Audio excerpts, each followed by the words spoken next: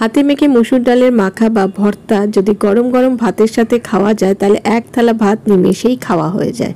নমস্কার বন্ধুরা, তোমাদের সকলকে রুমির হেসেল ঘরে স্বাগত জানাই। আমি রুমি। আমার আজকের রেসিপি মসুর ডালের ভর্তা বা মসুর ডালের মাখা।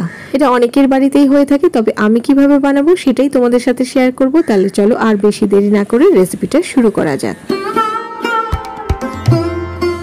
প্রথমে একটা বাটির মধ্যে নিয়ে নিলাম 3/4 কাপ পরিমাণের মসুর ডাল। এবার এই ডালটা জল দিয়ে 4 থেকে 5 বার ভালো করে ধুয়ে নেব।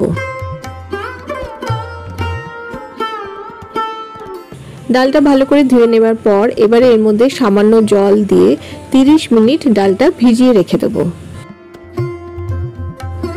ডালটা যতক্ষণ ভিজছে এদিকে আমি কিছুটা পরিমাণে চিংড়ি মাছ নিয়ে নিয়েছি। মাঝারি সাইজের চিংড়ি মাছ নিয়েছি। এর মধ্যে একটু নুন আর একটু হলুদ গুঁড়ো দিয়ে ভালো করে মেখে নেব। চিংড়ি মাছের সাইজ বা চিংড়ি মাছের পরিমাণটা তোমাদের নিজেদের পছন্দ মতন। ব্যাস, চিংড়ি মাছগুলো নুন হলুদ দিয়ে মাখানো হয়ে গেছে। এবারে কড়াইয়ের মধ্যে আমি দিয়ে দিয়েছি কিছুটা পরিমাণে সর্ষের তেল। তেল গরম হয়ে গেলে এবারে নুন হলুদ দিয়ে মাখানো চিংড়ি মাছগুলোকে ভেজে নেব।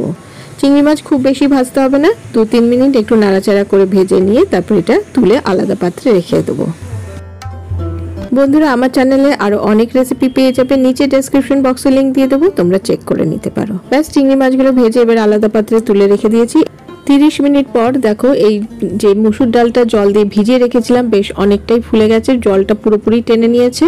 এবারে চলো, এইদিকে কড়াইয়ের মধ্যে আমি 2 কাপ পরিমাণ জল গরম করতে বসিয়ে দিয়েছিলাম। জলটা ফুটে যাওয়ার পর এবারে ভেজানো মসুর ডালটা দিয়ে দেবো।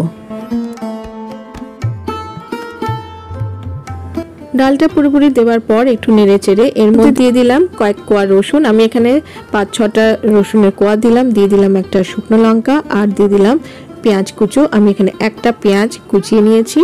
1 চা চামচ সর্ষের তেল দিয়ে দিলাম, তাতে ডালের স্বাদটা ভীষণই ভালো হয়। ডাল সেদ্ধ করার সময় খুব বেশি পরিমাণে জল দেওয়ার দরকার নেই, কারণ জলটা পুরোপুরি আমাদের শুকিয়ে নিতে হবে। আর একদম লো ফ্লেমে ডালটা সেদ্ধ করে নেব।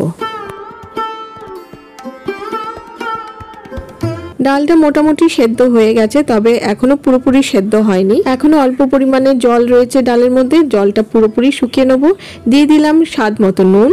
নুনটা দেওয়ার পর খুব ভালো করে ডালের সাথে মিশিয়ে নিলাম।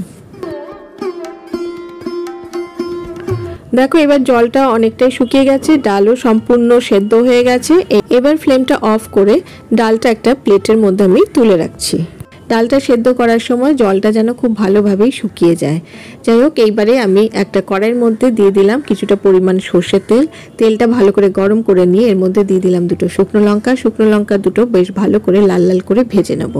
ভাজা হয়ে গেলে এবারে যে প্লেটের মধ্যে আমি ডালটা রেখেছিলাম সেই প্লেটের মধ্যেই শুকনো লঙ্কা দুটো রেখে দেবো। আর একটা শুকনো লঙ্কার মধ্যে আমি সামান্য নুন দিয়ে দিলাম, কারণ মাখার সময় এটা মাখতে সুবিধা হবে। যে তেলের মধ্যে আমি শুকনো লঙ্কা ভেজেছিলাম ওই তেলের মধ্যেই আমি দিয়ে দিলাম 1 চামচ কালো জিরে। যে কোনো ভর্তাতে কালো জিরে দিলে ভীষণই ভালো লাগে। এবার দিয়ে দিলাম পেঁয়াজ কুচো। আমি এখানে একটা পেঁয়াজ ব্যবহার করেছি। আর দিয়ে দিলাম 5-6 কোয়া রসুন। আর রসুন ব্যবহার করলে ভর্তার টেস্ট দ্বিগুণ বেড়ে যায়। এবার পেঁয়াজ ও রসুন খুব ভালো করে লাল লাল করে ভেজে নেব।